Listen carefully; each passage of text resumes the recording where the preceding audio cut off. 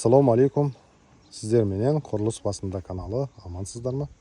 Міне кезектегі объектімізді осы жерде мына дайын фундаментке үйді құруды бастаймыз. Қазір міне бүгін міне осындай құмдарды 11 зил машинмен 11 машин түсірдік. Қазір міне 14-ке 12 болған осы учаскемізге толтыратын боламыз. Мінекей бізбенен бірге болың. Осы үйді көтерілгенше қанша материалдар кеткені, қандай жұмыстар істелінгені, қанша сомаға түсіп жатқанын өздеріңізбен бірге бөлісіп отырамыз. Біздің объектіміз осындай көріністе. Көшеміз дайын, асфальттанған. Осындай 3,5 сотықтық жер болатын осындай.